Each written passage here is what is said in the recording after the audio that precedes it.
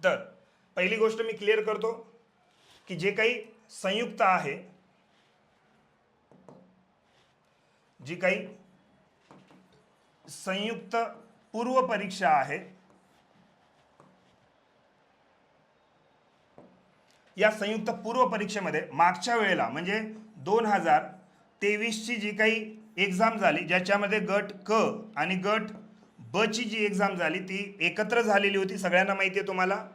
याच्यामध्ये भूगोलचे एकूण 10 प्रश्न विचारलेले होते. किती प्रश्न होते? 10 प्रश्न. आता या 10 प्रश्नामध्ये जर तुम्ही चर्चा केली किंवा विश्लेषण जर करण्याचा प्रयत्न केला तर या 10 प्रश्नापैकी तुम्हाला भारतावर विशेषतः प्रश्न दिसतील आणि काही महाराष्ट्रावर सुद्धा प्रश्न दिसतील. म्हणजे दोन्ही तुम्हाला करणं गरजेचं आहे. भारताचा भूगोल आणि कोणाचा? महाराष्ट्राचा भूगोल, दोन्हीही तुम्हाला करणं गरजेचं आहे. आता इथे जर आपण बघितलं तर गट ब आणि गट क नेमके प्रश्न कुठून विचारले जातील, आधी त्याची आपण शहानिशा करूया आणि त्यानंतर मग आयोगाने नेमके प्रश्न कसे विचारलेले आहेत, काय विचारलेले आहेत याच्या संदर्भात आपण चर्चा करूया. ठीक आहे, चल. तर एकंदरीत बघा, गट ब आणि गट क जे एक्झाम आहे, ज्याच्यामध्ये विशेषतः मी पूर्व परीक्षेबद्दल बोलतोय. मुख्य परीक्षेला सुद्धा पॅटर्न जो आहे तो असाच आहे, त्याच्यामध्ये खूप काही चेंजेस नाही. तुम्हाला आधी काय करावं लागेल, गट ब आणि गट क चा प्रीचा जो काही सिलेबस आयोगाने दिलेला आहे तो सिलेबस तुम्हाला व्यवस्थित लक्षात ठेवावा लागेल आणि सिलेबसचा प्रत्येक टॉपिक तुम्हाला काय करावा लागेल, कव्हर करावा लागेल.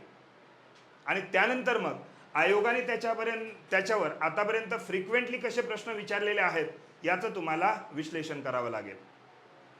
इथे जर आता आपण बघितलं तर पूर्व परीक्षेमध्ये मग ते गट ब असो का गट क असो, नेमके काय प्रश्न विचारतात. तर आपण जर इथं विचार केला तर भारत आणि महाराष्ट्र मी तुम्हाला एकत्रित सांगण्याचा प्रयत्न करेल. आता इथं जर बघितलं तर पहिला टॉपिक तुम्हाला येईल भारतीय भूमीची उत्क्रांती. भारतीय भूमीची उत्क्रांती किंवा इकडं आपण बघूया महाराष्ट्र भूमीची उत्क्रांती. महाराष्ट्र भूमीची उत्क्रांती. आता हे दोन्ही बघा, भारतीय भूमीची उत्क्रांती जर तुम्हाला समजत असेल तर महाराष्ट्राच्या भूमीची उत्क्रांती तुम्हाला आपोआप समजते. आणि मग या टॉपिकमध्ये तुम्हाला काय करायचं असतं, याच्यामध्ये तुम्हाला 2 सिद्धांत गरजेचे आहेत. 2 सिद्धांत तुम्हाला लक्षात ठेवायचे आहेत. मग भारतीय भूमीची उत्क्रांतीच्या संदर्भात सुद्धा आणि महाराष्ट्राच्या भूमीच्या उत्क्रांतीच्या संदर्भात सुद्धा पहिला सिद्धांत आहे वेगनरचा भूखंड वहन सिद्धांत. आणि दुसरा सिद्धांत तुम्हाला इथं करावा लागेल प्लेट टेक्टॉनिक, म्हणजेच असं लिहून टाकतो, प्लेट टेक्टॉनिक सिद्धांत. आणि प्लेट टेक्टॉनिक सिद्धांत कोणाचा आहे? हॅरी हेन्सचा आहे.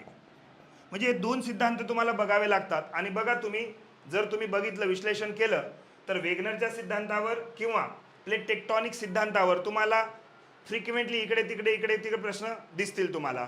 याच्या सोबतच जे काही ज्वालामुखी आहे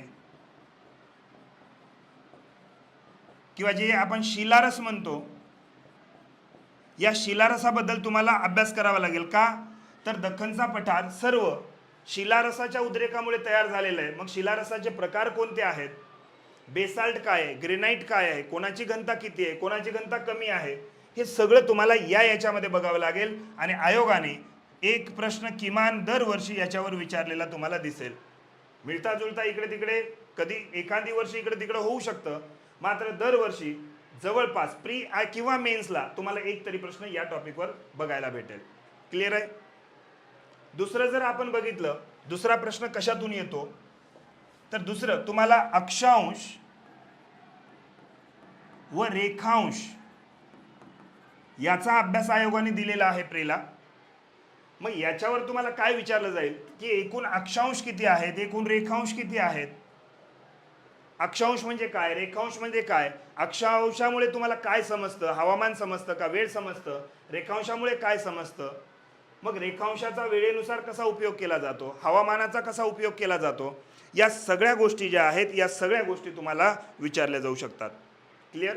मग पहिला अक्षांश, रेखांश, त्याच्या आधी भारतीय भूमीची उत्क्रांती, हे तुम्हाला व्यवस्थित बघायचं आहे. आता त्यानंतर जे भारत आणि महाराष्ट्रामध्ये आपल्याकडे टॉपिक येतात त्याच्यामध्ये विशेषतः भारत आणि महाराष्ट्र या दोघांचा प्राकृतिक भूगोल, प्राकृतिक भूगोल याचा सुद्धा म्हणजे महाराष्ट्राचा सुद्धा प्राकृतिक भूगोल. मग याच्यामध्ये तुम्हाला काय काय अभ्यास करावा लागेल प्राकृतिक भूगोलमध्ये, सगळे छोटे छोटे टॉपिक सांगतोय मी तुम्हाला. प्राकृतिक भूगोलमध्ये इथं जर बघितलं तुम्ही तर तुम्हाला इथं भारताचे विभाग, भारताचे वेगवेगळे कोणते विभाग आहेत याचा अभ्यास करावा लागेल. सेम त्याच पद्धतीने महाराष्ट्रामध्ये कोणते कोणते विभाग आहेत ते तुम्हाला अभ्यास करावा लागेल. जसं महाराष्ट्रामध्ये कोकण किनारपट्टी, पश्चिम घाट आणि महाराष्ट्राचा पठार आहे. सेम त्याच पद्धतीने भारतामध्ये उत्तर भारतीय मैदान, उत्तर हिमालयीन क्षेत्र, पश्चिम वाळवंटी प्रदेश, दख्खनचा पठार, पश्चिम घाट, पूर्व घाट, पूर्वांचल टेकड्या, मध्यवर्ती उच्चभूमी, असे जे विभाग आहेत त्या विभागांचा तुम्हाला अभ्यास करावा लागेल. आणखी याच्यामध्ये काय येईल तर याच्यामध्ये विशेषतः आणखी जे काही वेगवेगळे खिंडी आहेत ज्याला आपण खिंड म्हणतो, या खिंडीवर अभ्यास असेल. इकडे सुद्धा वेगवेगळ्या ज्या खिंड आहे या खिंडीचा तुम्हाला अभ्यास असेल. यानंतर भारतामध्ये असलेलं जी किनारपट्टी आहे या किनाऱ्याचा अभ्यास करावा लागेल. महाराष्ट्रामध्ये जी किनारपट्टी आहे या किनारपट्टीचा सुद्धा तुम्हाला अभ्यास करावा लागेल. इकडे जर बघितल्या तर इकडे वेगवेगळ्या व्हॅलीज आहेत, या व्हॅलीजचा तुम्हाला अभ्यास करावा लागेल. व्हॅली म्हणजेच काय, खोरे. इकडे सुद्धा आपल्याकडे काही व्हॅली असेल किंवा काही खोरे असेल तर त्या खोऱ्यांचा तुम्हाला अभ्यास करावा लागेल. भारतामध्ये असलेले वेगवेगळे जे बेट आहेत या बेटांचा तुम्हाला अभ्यास करावा लागेल. महाराष्ट्रामध्ये सुद्धा वेगवेगळे जे बेट आहेत या बेटांचा तुम्हाला अभ्यास करावा लागेल. त्यानंतर जर बघितलं आपण तर जे काही पर्वत आहेत किंवा शिखर आहेत या शिखरांचा तुम्हाला अभ्यास करावा लागेल. सेम त्याच पद्धतीने महाराष्ट्रामध्ये जे काही पर्वतरांगा आहेत किंवा जे काही शिखर आहेत या शिखरांचा तुम्हाला अभ्यास करावा लागेल. म्हणजे याच्यामध्ये सातमाळा, अजिंठा, हरिश्चंद्र, बालाघाट, शंभू महादेव असेल किंवा इकडे जर बघायला गेलं आपण तर पश्चिम घाट असेल, पूर्व घाट असेल, हिमालयीन क्षेत्र असेल, अरवली पर्वत असेल, सातपुडा असेल, विंध्याचल असेल, या सगळ्यांचा तुम्हाला अभ्यास करावा लागेल.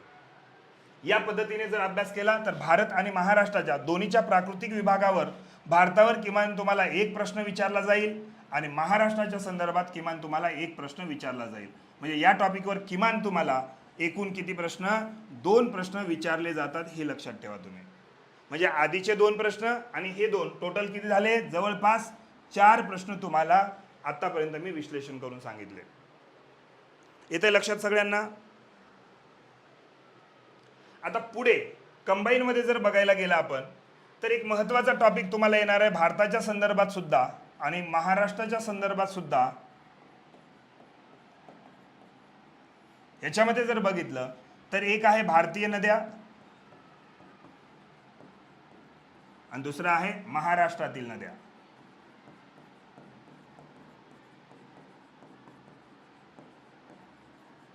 म्हणजे भारतातील नद्या म्हणजेच महाराष्ट्रातील नद्या आहेत खरं बघायला गेलं तर, पण आपण याचा वेगवेगळा अभ्यास करतो.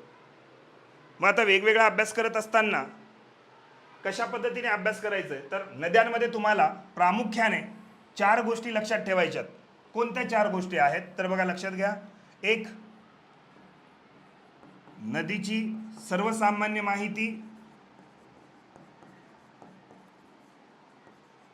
सर्वसामान्य माहिती. आता सर्वसामान्य माहिती म्हणजे काय तर नदी कुठून उगम पावली, किती राज्यातून गेली किंवा किती जिल्ह्यातून गेली, एकूण लांबी किती आहे, कोणत्या राज्यात वाहते, या पद्धतीची जी काही माहिती आहे ती. दुसरी जी आहे त्याच्या महत्त्वाच्या अशा ज्या उपनद्या असतील या उपनद्यांचा तुम्हाला अभ्यास करायचा आहे. तिसरी गोष्ट त्या नद्यांवर असलेले जे धरण आहेत या धरणावर तुम्हाला प्रश्न विचारले जातात. चौथी गोष्ट आहे नदीच्या किनारी असलेले महत्त्वाचे शहर याच्यावर सुद्धा तुम्हाला प्रश्न आलेले आहेत. आणि पाचवी गोष्ट जी आहे त्या नद्यांचा महत्त्वाचा संगम कुठं कुठं आहे. सगळे संगम तुम्हाला लक्षात ठेवायची गरज नाही, पण काही महत्त्वाचे असे संगम असतात, ते संगम तुम्हाला लक्षात ठेवावे लागतात. महाराष्ट्रातील नद्या असो का भारतातील नद्या असो, भारतातील नद्यांमध्ये तुम्हाला कोण महत्त्वाचं आहे ते सुद्धा सांगतोय. पहिले मी तुम्हाला सांगतोय की नद्यांमध्ये तुम्हाला काय अभ्यास करायचा आहे. तर पहिली गोष्ट नदीची सर्वसाधारण माहिती, 2 त्यांच्या उपनद्या, मग उजवी बाजू आणि डावी बाजू दोन्ही करावी लागेल, 3 त्यावर असलेले महत्त्वाचे धरण, 4 नद्यांच्या किनारी असलेले महत्त्वाचे शहर, आणि 5 महत्त्वाचे असे संगम. एवढं तुम्हाला अभ्यास नद्यांमध्ये करावा लागेल. आता भारतीय नद्या कोणकोणत्या महत्त्वाच्या आहेत, तर भारतीय नद्यामध्ये पहिली नदी तुम्हाला सिंधू नदी करावीच लागेल. त्यानंतर तुम्हाला गंगा नदी करावी लागेल, ब्रह्मपुत्रा करावी लागेल. त्यानंतर तुम्हाला कावेरी करावी लागेल. त्यानंतर महानदी बघावी लागेल. त्यानंतर तुम्हाला माही नदी बघावी लागेल. त्यानंतर तुम्हाला जी काही दक्षिणेमध्ये एक नदी राहिली, कोणती, स्वर्णरेखा. एवढ्या नद्या तरी तुम्हाला कराव्या लागतील आणि फ्रिक्वेंटली याच्यावर तुम्हाला प्रश्न विचारले जातील. महाराष्ट्रामध्ये जर बघितलं तुम्हाला तर साहजिक आहे, महाराष्ट्रामध्ये तुम्हाला गोदावरी करावी लागेल, म्हणजे गोदावरी आणि त्याच्या उपनद्या सर्वच, ठीक आहे ना. भीमा पण करावी लागेल तुम्हाला इथं.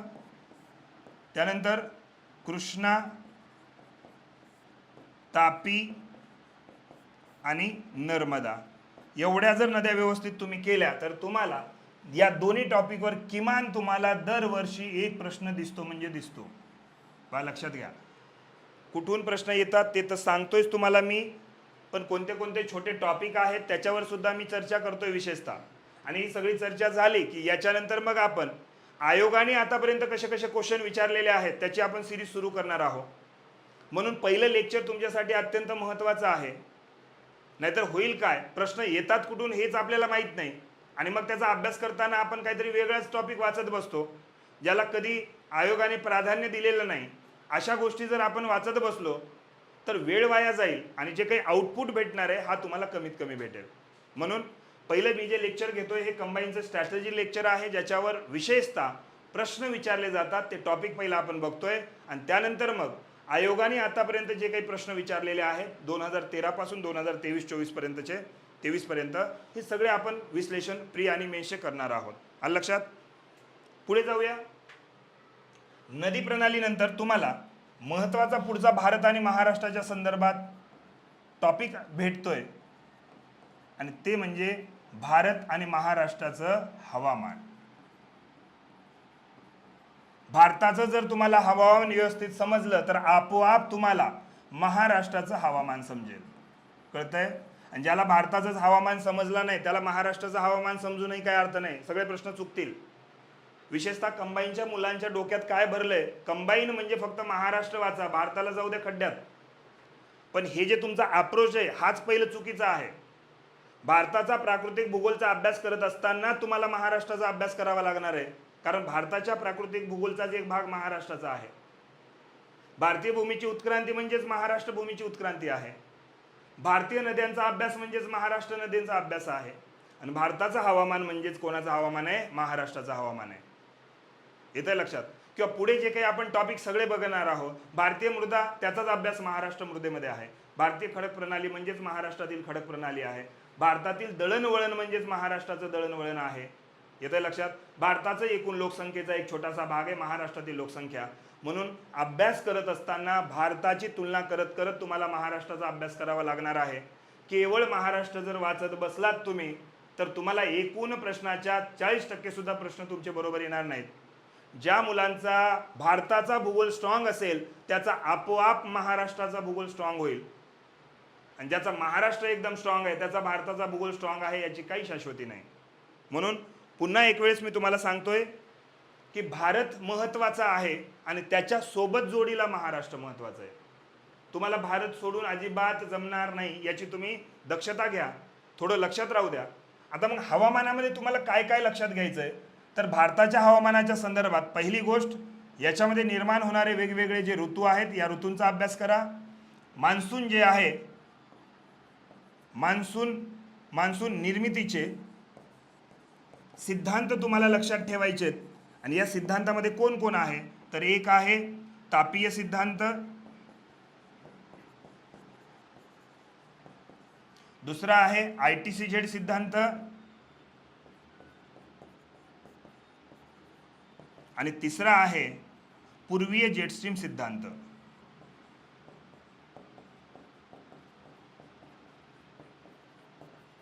हे तुम्हाला लक्षात ठेवायचंय. त्यानंतर तुम्हाला चौथी गोष्ट लक्षात ठेवायचंय, कोपेनचं हवामान वर्गीकरण.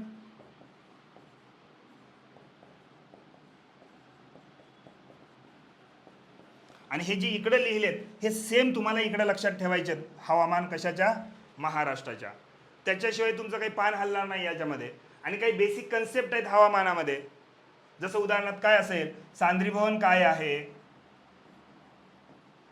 संप्लवन काय आहे, किंवा आर्द्रता म्हणजे काय, ड्यू पॉइंट किंवा द्रवांक बिंदू म्हणजे काय, या सगळ्या छोट्या मोठ्या गोष्टी, किंवा याच्यामध्ये उत्तरायण म्हणजे काय, दक्षिणायन कसं होतं, किंवा 21 जूनला काय स्थिती असते, 21 मार्चला काय स्थिती असते, पृथ्वीचा कललेला अक्ष कसा आहे, या सगळ्याच्या संदर्भात तुम्हाला माहिती ठेवायची आहे. आणि इकडं भारताचं एवढं जर झालं तर आपोआप महाराष्ट्राचं हवामान तुमचं कव्हर होतं. मग महाराष्ट्रामध्ये सेपरेट काय आहे, तर महाराष्ट्रामध्ये एक तुम्हाला कोपेन वर्गीकरण, आणि याच्या सोबत तुम्हाला त्रिवार्ताचं हवामान वर्गीकरण.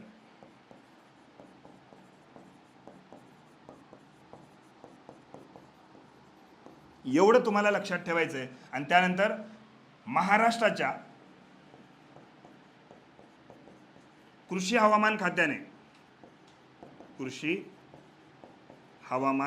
खात्याने जे काही हवामान वर्गीकरण केलेलं आहे एवढं तुम्हाला लक्षात ठेवायचं आहे. आणि एवढं जर तुम्ही केलं तर भारत आणि महाराष्ट्राचं हवामान तुम्हाला सहज लक्षात राहील. आणि दरवर्षी या दोन्ही टॉपिकवर तुम्हाला किमान 2 प्रश्न दिसतील. लक्षात घ्या, प्री आणि मेन्सला एकदम विश्लेषण करून सांगतोय. तुम्हाला मार्केटमध्ये येणारे जाणारे भरपूर भेटतील, पण ज्या पद्धतीने मी तुम्हाला विश्लेषण करून सांगतोय त्या पद्धतीने तुम्हाला कुणी सांगणार नाही, पहिली गोष्ट. आणि बॅचमध्ये शिकवत असताना सुद्धा मी या पद्धतीने एकदम डिटेलमध्ये घेत असतो. तुम्ही जेव्हा बॅचला याल आणि बॅच कराल तेव्हा तुम्हाला वास्तविक कळेल की वास्तविक भारत आणि महाराष्ट्राचा भूगोल म्हणजे काय. हवामान म्हणजे केवळ आले वारे आणि गेले वारे असं होत नाही. हवामानामध्ये आला मान्सून, मान्सूनचे वारे आले, पाऊस दिला आणि गेले परत जाणारे मान्सून, एवढा केवळ मान्सून होत नाही. तर मान्सूनच्या निर्मितीपासून मान्सूनच्या वेगवेगळ्या सिद्धांत संकल्पनाचा तुम्हाला इथं अभ्यास करावा लागेल. कारण कंबाईनचा जो पॅटर्न आहे तो सुद्धा राज्यसेवेसारखा हळूहळू बदलतोय, चेंज होतोय. आणि त्याच्यावर विचारणारे जे प्रश्न आहेत त्या प्रश्नाची जी पातळी आहे, जी खोली आहे, ते सुद्धा हळूहळू वाढत आहे. म्हणून तुम्हाला एकत्रित सखोल अभ्यास करावा लागेल, व्यवस्थित अभ्यास करावा लागेल. वरवरचा अभ्यास केला तर तुम्ही कधीही प्री पास होणार नाही, हे लक्षात घ्या. म्हणून जे लेक्चर घेतोय ते अत्यंत तुमच्यासाठी महत्त्वाचं आहे. विश्लेषण करून सांगतोय आणि जे मी टॉपिक तुम्हाला सांगतोय ते जर तुम्ही कव्हर केलेले नसेल तर हे आधी कव्हर करण्याचा तुम्ही प्रयत्न करा. येतं लक्षात सगळ्यांना? मग अशा प्रकारे तुम्हाला हवामानावर 2 प्रश्न भेटले. त्यानंतर मग महत्त्वाचं जे टॉपिक आहे भारतामध्ये सोबतच महाराष्ट्रामध्ये कोण कोण आहे बघा. तर भारतामध्ये पहिला आहे तुम्हाला मृदा. भारतीय मृदांचा तुम्हाला अभ्यास करावा लागेल. महाराष्ट्रातील मृदांचा सुद्धा तुम्हाला अभ्यास करावा लागेल. भारताची मृदा केली म्हणजेच महाराष्ट्राची मृदा तुम्ही केली. त्यानंतर तुम्हाला खनिज संसाधन, इकडे सुद्धा खनिज संसाधन, इकडे बघितलं तर महाराष्ट्रातील दळणवळण, सेम इकडे सुद्धा भारतातील दळणवळण जसं आहे तसंच महाराष्ट्रातील दळणवळण. आणि त्यानंतर महत्त्वाचा टॉपिक आहे भारताची लोकसंख्या. सेम त्याच पद्धतीने महाराष्ट्राची लोकसंख्या.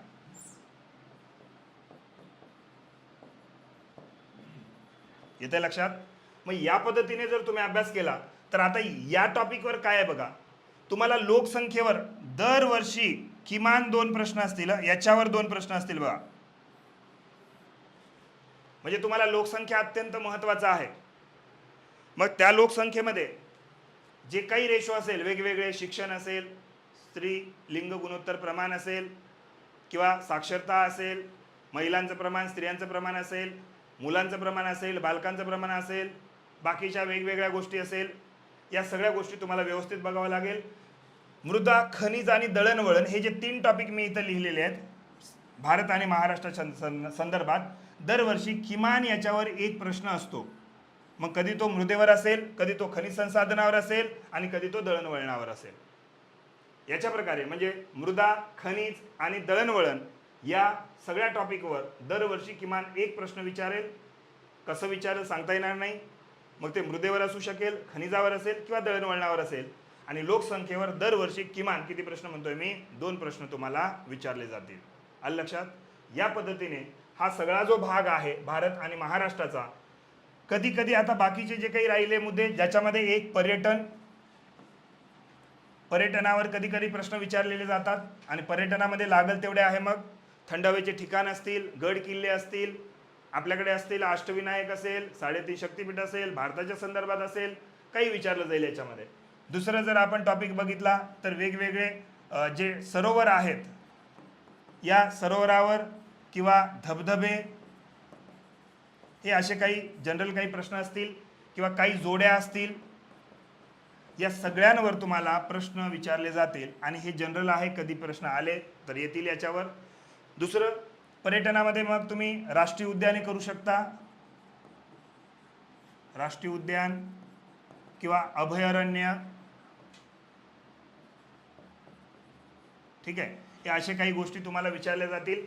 या पद्धतीने कंबाईनमध्ये विशेषतः गट ब आणि गट क ला तुम्हाला प्रश्न विचारलेले आहेत. आलं लक्षात? एकंदरीत जर आपण बघायला गेलं तर गट क आणि गट ब हा जो एकंदरीत सगळा पोर्शन आहे, हा सगळा एकंदरीत पोर्शन मी तुम्हाला व्यवस्थित समजून सांगितलेला आहे. आलं लक्षात?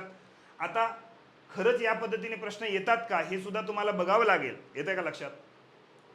आणि मग याच्यासाठी तुम्हाला काय करावं लागेल तर 2013 ते 2023 हे जे जवळपास 10 वर्षाचे प्रश्न आहेत, या 10 वर्षाच्या प्रश्नाला तुम्हाला विश्लेषण करताना करावं लागेल. मग विश्लेषण कसं करावं लागेल, मी ज्या पद्धतीने सांगितलं की जसं मी म्हटलं की आतापर्यंत प्राकृतिक भूगोलवर किती प्रश्न आले, मग ते प्राकृतिक भूगोलमध्ये भारतावर किती आले आणि महाराष्ट्रावर किती आले हे तुम्हाला बघावं लागेल. म्हणजे तुम्हाला सुद्धा ॲनालिसिस करता येईल. दुसरं, भारतीय ज्या मी नद्या म्हटल्या, या नद्यांवर किती प्रश्न आले, मग त्याच्यामध्ये भारत किती होते आणि महाराष्ट्र किती होते. त्यानंतर हवामान, जे महत्त्वाचा टॉपिक तुम्हाला मी सांगितलं, या हवामानावर किती प्रश्न आले आणि त्याच्यामध्ये विशेषतः भारत किती आहे आणि महाराष्ट्र किती आहे हे तुम्हाला बघावं लागेल. त्याच पद्धतीने लोकसंख्येवर किती प्रश्न आहेत, मग या लोकसंख्येमध्ये आतापर्यंत भारतात किती आणि महाराष्ट्रात किती किती प्रकार म्हणजे कशा पद्धतीने प्रश्न विचारलेले आहेत हे सुद्धा तुम्हाला बघावं लागेल. मग दळणवळण, पर्यटन किंवा इतर जसं नॅशनल पार्क, अभयारण्य, असे जनरल जे काही टॉपिक आहेत, कसे प्रश्न विचारले आहेत, मृदेवर किती आहेत, खनिज संसाधनावर किती आहेत, खडक प्रणालीवर किती आहेत, ही जनरल तुम्हाला सगळं व्यवस्थित लक्षात ठेवावं लागेल. येतंय लक्षात? म्हणजे या पद्धतीने आज मी काय केलं की गट क आणि गट ब इथून पुढे सुद्धा जे काही प्रश्न विचारले जातील आणि आतापर्यंत जे प्रश्न आलेले आहेत, याचं सगळं आपण काय केलं, विश्लेषण केलं. लक्षात आलं सगळ्यांना? चला, तुमचे काही प्रश्न जर असतील तर ते प्रश्न मला तुम्ही सांगू शकता, किंवा काही विचारायचं असेल तर मी कमेंटमध्ये बघतो. म्हणजे काय, 2023चा एक आपल्याकडे पेपर आहे, त्या पेपरचं आपण मग विश्लेषण करू शकतो.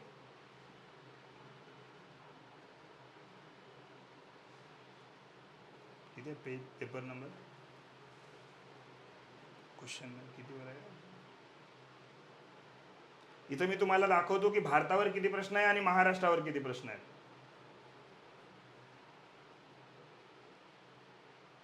इथूनच आलेले बघा.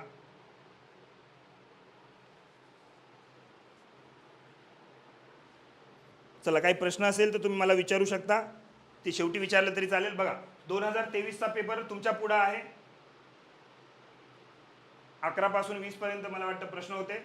सध्या मी फक्त याच्यामध्ये काय करतोय, तुम्हाला दाखवण्याचा प्रयत्न करतो की भारतावर किती प्रश्न होते आणि महाराष्ट्रावर किती प्रश्न होते. येतं लक्षात? आणि ते कोणत्या टॉपिकशी संबंधित आहेत एवढं तुम्ही लक्षात घ्या.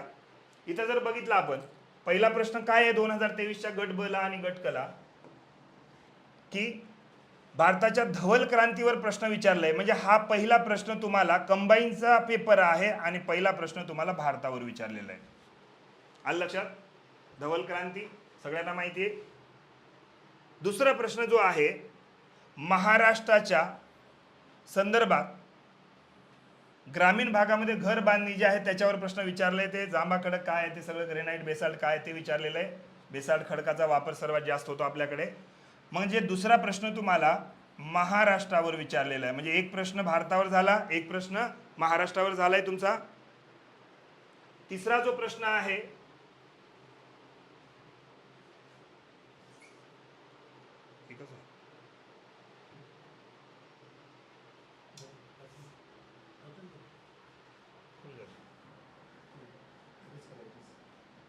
असं नाही का हे,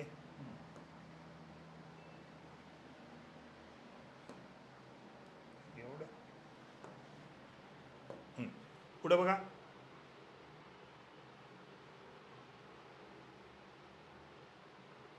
जोड्या लावायला विचारलेलं आहे. लोकसंख्येवर प्रश्न आहे. जसं मी म्हटलं तुम्हाला की लोकसंख्येवर प्रश्न असतो. आणि लोकसंख्येवर प्रश्न जे आहे बघा, राज्य काय दिलंय, हरियाणा दिलंय, हिमाचल, झारखंड आणि बिहार. याचा अर्थ लोकसंख्येवर प्रश्न विचारलंय. पण कशावर प्रश्न विचारलंय? भारतावर प्रश्न विचारलंय. म्हणजे भारताचे 2 झाले आणि महाराष्ट्राचा 1 झाला. येतंय लक्षात? पुढे जर बघितलं आपण,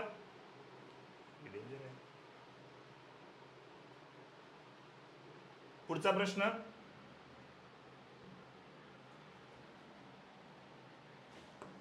बा, जोड्या लावायला विचारले. शिखर विचारले. शिखर म्हणजे कशावर आहे? महाराष्ट्राचा जो प्राकृतिक भूगोल आहे, या महाराष्ट्राच्या प्राकृतिक भूगोलवर तुम्हाला विचारलं. जसं मी पर्वत शिखर म्हटलं तर बा, मांगीतुंगी विचारलंय, त्र्यंबकेश्वर, सप्तशृंगी आणि साल्लेर विचारलंय. आणि इकडे जोड्या लावायला विचारलंय.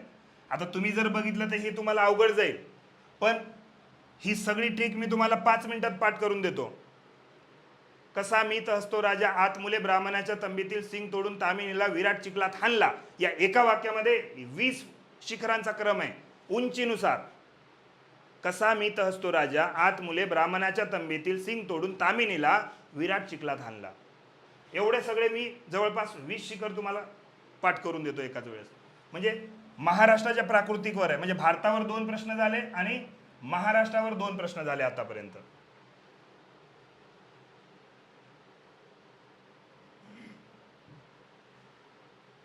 पुढे जर बघितलं आपण तर रोरो वाहतुकीची सुरुवात बघा. काय विचारलंय प्रश्न? वाहतूक म्हणजे याचा अर्थ काय आहे? हे कशावर प्रश्न आहे? दळण वळणावर प्रश्न आहे. आणि दळणवळण कोणाच्या संदर्भात आहे? तर भारताच्या संदर्भात आहे बघा. म्हणजे भारताचं दळणवळण विचारलंय. आतापर्यंत बघितलं तर भारत 3 आणि महाराष्ट्र 2 असे क्वेश्चन झालेत. म्हणजे याच्यावरून तुम्हाला कळत असेल, केवळ महाराष्ट्राचा अभ्यास करून तुम्ही कंबाईनची प्री पास होऊ शकत नाही. पुन्हा पुन्हा सांगतोय. आणि कंबाईनचे मुलं हीच चूक करतात. काय चूक करतात? उठलं की सुटलं, घ्या महाराष्ट्राचा भूगोल, घ्या महाराष्ट्राचा भूगोल. येतंय लक्षात? पुढे जर बघितलं आपण, पुढचा प्रश्न जोड्या जुडवायला आलेला आहे. आणि जोड्या जुडवताना बघा काय विचारलंय? पर्यटनावर प्रश्न विचारलेला आहे. कोणाचं आहे? तर राज्य जे आहे जम्मू काश्मीर, हिमाचल प्रदेश, पंजाब आणि हरियाणा. कुठे आहे महाराष्ट्र? मग हा सुद्धा पर्यटनावर प्रश्न आहे. आणि पर्यटन कशाचं आहे? भारताचं आहे. आतापर्यंत जर बघितलं तर भारत 4 आणि महाराष्ट्र 2 असा रेशो झालाय बघा 6 प्रश्नामध्ये. वाचा तुम्ही महाराष्ट्र आणखी वर्षभर वाचा. येतंय लक्षात? आणि ही जोडी सुद्धा तुम्हाला माझ्या नोट्समध्ये बघायला भेटेल भारताच्या भूगोलमध्ये. म्हणजे सरोवर वगैरे जे आहेत त्याच्यामध्ये तुम्हाला जोडी बघायला भेटून जाईल. चला पुढे बघू आता कोणता प्रश्न आहे. 17वा प्रश्न इथं दाखवतोय. चॅम्पियन आणि सेट यांच्या वर्गीकरणानुसार महाराष्ट्र राज्यात जंगलाचं, म्हणजे याचा अर्थ महाराष्ट्रावर आहे आणि काय दिलंय, जंगल किती प्रमाण आहे, म्हणजे हे वर्गीकरण जे आहे ते वनीकरणावर आहे, फॉरेस्टवर आहे, जे काही येतं ते. म्हणजे हे कशावर प्रश्न झाला, महाराष्ट्रावर.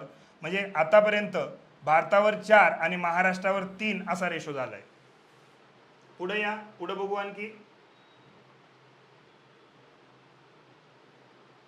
भारतातील कोणते शहर, बघा पुन्हा काय आलं, भारतातील कोणते शहर, शहरावर प्रश्न आहे. स्वच्छता याच्यावर आलंय, म्हणजे हे करंटच्या संदर्भात चालू घडामोडीचा थोडासा इथं संदर्भ दिलेला आहे आणि भारतातील शहर विचारलेला आहे. म्हणजे हा सुद्धा प्रश्न भारतावर विचारलेला आहे, भारतातील शहरांवर. येतं लक्षात. म्हणजे कसं झालंय आपल्याकडे 5-3 झालंय, विचार लक्षात घ्या. ठीक आहे. 18वा प्रश्न होता, म्हणजे 5 आणि 3 टोटल किती झाले, 8. 5 प्रश्न भारतावर आहे आणि 3 प्रश्न महाराष्ट्रावर आहे. म्हणजे निवडणूक लढल्यासारखंच आहे. 2 लोक आहे, कोणाचा विजय होतोय बघा आता तुम्ही. 19वा जो प्रश्न आहे तो आहे ऊर्जेवर, ऊर्जा संसाधन म्हणजे खनिज संसाधन, ज्याला आपण संसाधन म्हणतो. या संसाधनावर प्रश्न आहे आणि संसाधन कुठलं विचारलेलं आहे, महाराष्ट्रातलं विचारलेलं आहे, महाराष्ट्र विचारलेलं आहे. याचा अर्थ आपल्याकडे 5-4 असा रेशो झालाय आता. म्हणजे भारतावर किती, 5 आणि महाराष्ट्रावर किती, 4. त्यानंतर शेवटचा प्रश्न, एकूण 10 प्रश्न विचारले होते म्हटलं मी तुम्हाला मागच्या वर्षी.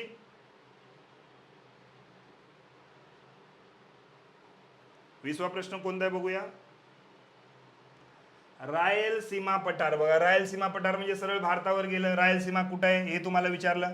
रायलसीमा म्हणजे कोणता भाग आहे माहिती आहे का, रायलसीमाचा भाग जो आहे, पठार स्थान कुठं आहे, म्हणजे रायलसीमा म्हणजे आंध्र प्रदेशाचा जो भाग आहे तो कुठं आहे, कर्नाटक इथं असेल, कर्नाटकच्या या बाजूला आहे.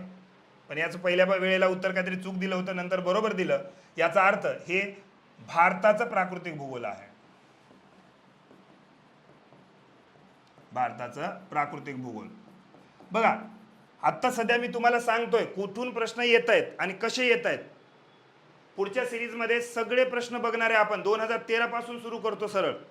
येते का लक्षात. पण 2013 ते 2021चा जो पॅटर्न आहे तो तुम्हाला वेगळा दिसेल आणि 2022-23 नंतरचा जो पॅटर्न आहे तुम्हाला वेगळा दिसेल. म्हणजे हे भारतावर प्रश्न आहे. म्हणजे काय झालं की भारतावर एकूण 6 प्रश्न आहे आणि महाराष्ट्रावर एकूण 4 प्रश्न आहे. आता मला तुम्ही सांगा, भारतावर जर तुलनेने 6 प्रश्न असेल 10 पैकी आणि महाराष्ट्रावर जर 4 प्रश्न असेल, आता तुम्ही सांगा केवळ आणि केवळ महाराष्ट्राचा जर तुम्ही अभ्यास करत बसले आणि थोडं फार लक्ष फक्त भारताकडे देत असेल तर मला सांगा तुम्ही कसं पास होणार आहे भूगोलमध्ये. एकूण 10 पैकी 10 मार्क कसे घेणार आहे तुम्ही. या 4 साठी केवळ तुम्ही तयारी करत बसणार आहे का. म्हणून मी तुम्हाला पहिल्यापासून सांगतोय, माझ्या अप्रोचने पुढे जा. मार्केटमध्ये सांगणारे कितीतरी लोक असतील केवळ महाराष्ट्र वाचा, महाराष्ट्र वाचा, नाही.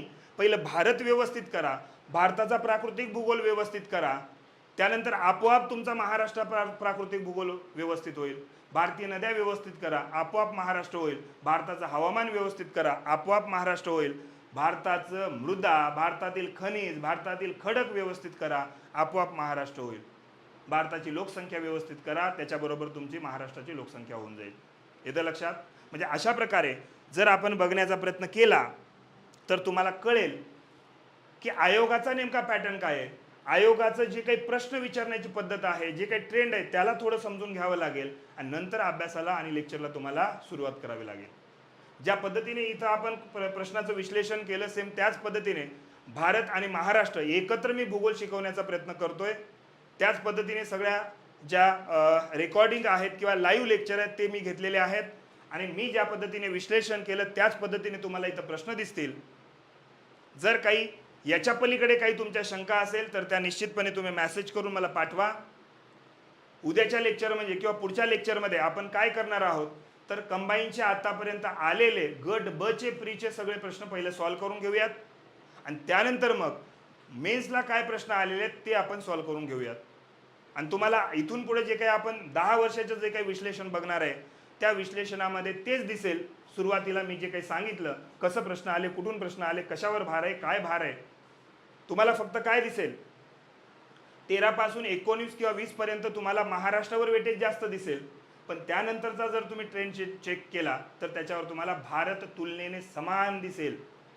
नाही जास्त जरी म्हणलं तुम्ही महाराष्ट्रापेक्षा, तर किमान समान तुम्हाला दिसेल. म्हणून दोघांचाही अभ्यास तुम्हाला समान पद्धतीने करावा लागेल. ठीक आहे. काही अडचणी असतील तरी त्या तुम्ही मला कळवा, काही प्रश्न असतील तेही तुम्ही मला कळवा. बाकीचे आणखी काही तुमचे सजेशन असतील, काही सूचना असतील, त्यासुद्धा तुम्ही मला कळवू शकता. बाकी आज इथे थांबतो. उद्या मग याच वेळेला 11च्याच वेळेला आपण प्रश्नाचं विश्लेषण करायला सुरुवात करणार आहे. सुरुवात 2013 पासून करतो. 2013, 14 आणि 15मध्ये PSIचा पेपर वेगळा आहे, STIचा पेपर वेगळा आहे आणि ASOचा पेपर वेगळा आहे. येतं लक्षात? तर 2013मध्ये PSI, STI, ASO तिन्हीचे प्री आधी क्लिअर करूया. मग 14मध्ये PSI, STI, ASO ते क्लिअर करूया. 15मध्ये सुद्धा PSI, STI, ASO ते क्लिअर करूया. आणि मग 16 पासून मला वाटतं 16 का 17 पासून कंबाईन सुरू झालं, मग त्याचा आपण एकच पेपर पुढे कंटिन्यू करूया. ठीक आहे. चला आज इथे थांबतो. धन्यवाद.